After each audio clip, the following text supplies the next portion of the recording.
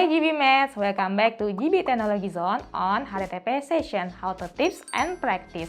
Seperti biasa, di sesi HTTP kita akan sharing tutorial, tips, and tricks seputar dunia IT. Di video kali ini kita akan membahas mengenai Business Intelligence atau biasanya lebih dikenal dengan BI. Untuk lebih mengetahui teknologi BI, fitur-fitur canggihnya, dan bagaimana sih cara menggunakannya, yuk langsung aja kita panggil teman kita, tim produk spesialis MicroStrategy dari distributor Central Data Technology. Mari kita sambut Vanessa. Hai Vanessa, thank you ya sudah mampir ke sini. Udah lama nih kita nggak ketemu, gimana kabarnya? Iya Ki, the pleasure is mine. Kabarku luar biasa dan tetap semangat dong pastinya. Wah, mantap. Nah Vanessa, sebelum kita masuk ke MicroStrategy, aku mau minta tolong di-refresh dulu dong. BI itu apa sih dan apa manfaatnya buat teman-teman GB Mates? Business Intelligence atau BI Tools adalah sebuah aplikasi atau sistem yang dapat menampilkan data-data dalam bentuk chart atau grafik dan pastinya mudah dipahami. Karena ditampilkan menarik dan mudah dipahami, harapannya data-data ini bisa menjadi gambaran dari kondisi suatu perusahaan atau customer saat ini dan bisa menjadi basis dalam pengambilan keputusan. Sehingga keputusan yang diambil tidak berdasarkan feeling, tapi berdasarkan data yang disajikan di BI Tools. Solusi untuk BI Tools kan ada beberapa ya Nes. Aku sempat lihat juga di Gartner Leader ada banyak brand. Nah, kalau competitive advantage MicroStrategy dengan brand-brand lain apa ya? Sebenarnya ada beberapa competitive advantage yang ada di MicroStrategy. Tapi di sini aku hanya akan highlight 3 poin utama. Yang pertama, metadata layer, yang mana merupakan repositori dari data warehouse kita untuk digunakan oleh business user dalam membuat dashboardnya untuk dirinya sendiri. Yang kedua, mobile analytic platform.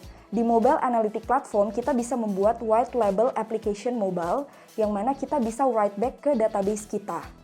Yang ketiga, hyper intelligence. Hyper intelligence adalah zero click dashboard yang ada di MicroStrategy. Nah, kalau yang mau kita demoin hari ini metadata layer kan ya Nes? Yes, betul Ki. Boleh share dikit nggak apa sih benefitnya dengan menggunakan metadata layer ini? Jadi benefitnya, tim IT hanya sekali rapihin data, kemudian set role and authorization-nya. Setelah itu, tim business user bisa langsung menggunakannya untuk membuat dashboard-nya sendiri. Jadi tim IT bisa produktif kerjain hal lain, tim business user pun bisa membuat dashboard-nya sendiri dan membuat keputusan yang cepat dan tepat. Karena tidak ada lagi bottleneck dari tim IT. Biar lebih clear, kita langsung lihat demonya aja kali ya. Pertama, kita buat dulu nih metadata layer-nya dengan cara masuk ke folder MicroStrategy atau bin, kemudian running MicroStrategy Configuration Wizard. Kedua, pilih Create Metadata, History List, and Enterprise Manager Repository. Ketiga, pilih semua repository to configure.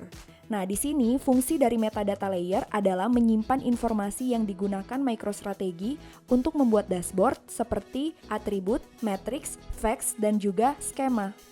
Keempat, kita pilih data source name yang akan digunakan dan masukkan username serta password database-nya.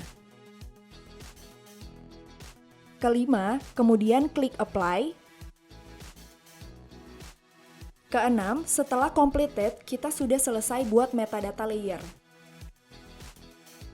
Ketujuh, kita bisa configure data source yang akan kita gunakan untuk membuat dashboard. Ini biasanya dilakukan tim IT.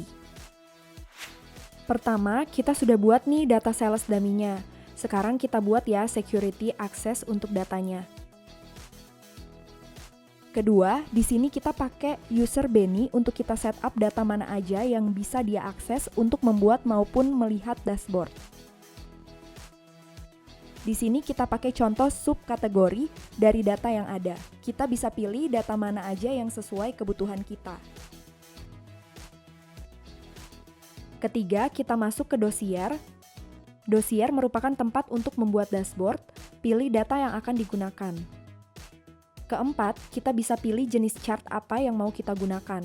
Contohnya kita pakai KPI chart buat lihat total revenue, profit, margin bulan ini dibandingkan bulan depan. Kelima, kita pakai contoh revenue bulan ini di chart 1, unit sold di chart 2, profit di chart 3, margin di chart 4, terus kita set up deh warnanya sesuai keinginan kita. Keenam, kemudian kita bisa buat bar chart untuk top performance dan bottom performance sesuai dengan rank on revenue.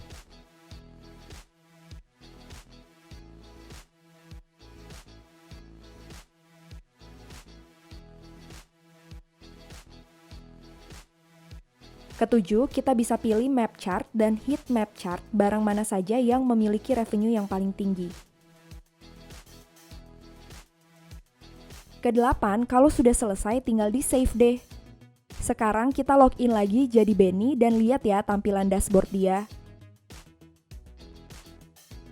Nah, pas di KPI dan heat map, bisa kita lihat dia hanya bisa lihat total KPI berdasarkan subkategori apa saja yang bisa dia lihat tadi.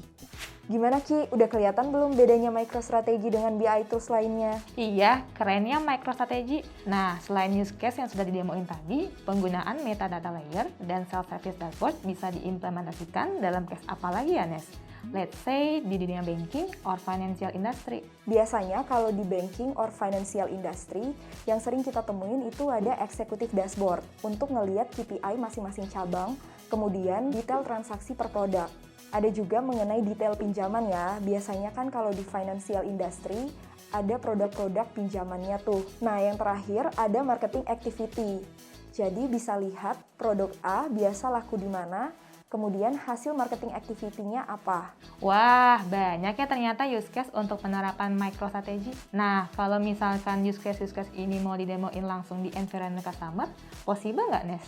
Bisa, sure, possible banget kok Ki. Nanti kita tinggal arrange schedule-nya aja ya. Siap, Nes. Nah, GB Maths, finally kita sudah di akhir session dengan Vanesha. Thank you ya untuk sharingnya, Nes. Sama-sama Ki. Sekian sharing kita hari ini mengenai self-service MicroStrategy BI Dashboard. Semoga bermanfaat untuk GB Maths. Thank you for your support and see you on the next GB HTTP session.